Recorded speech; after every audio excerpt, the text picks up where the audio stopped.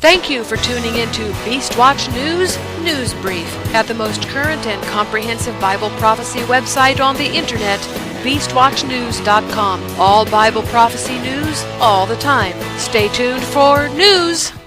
Today's scripture reading is Psalms chapter 3, verse 5. I laid me down and slept. I awaked, for the Lord sustained me.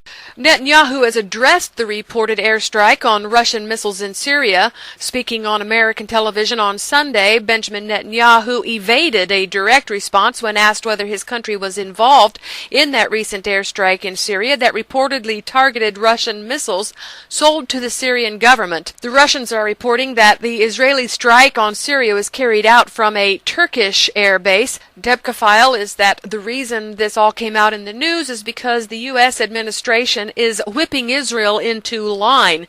The Pentagon leaks naming Israel airstrikes as responsible for the explosions at the Syrian weapons depot outside the port town of Latakia on July 5th seem to have been leaked by the Obama administration. An Israeli official said the U.S. leaks regarding that Israeli strike in Syria are problematic.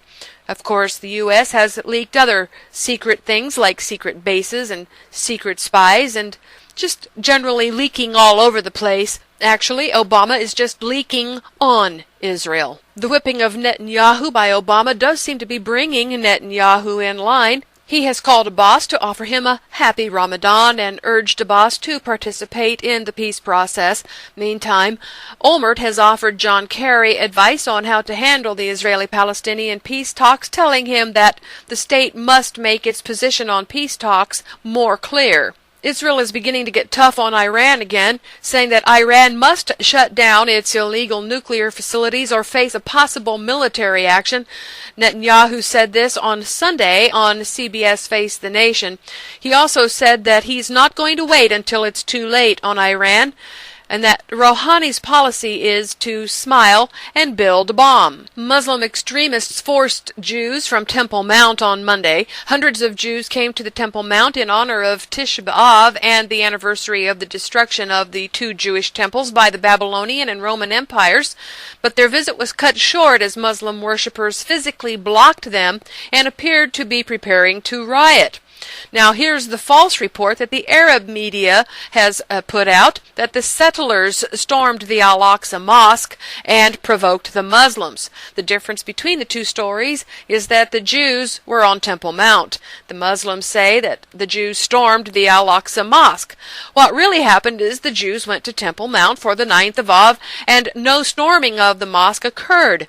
At some future date, the Muslims will, however, get the thing that they keep accusing the Jews of doing, only this time the Muslims will absolutely lose all right to Temple Mount, and their mosque will be destroyed.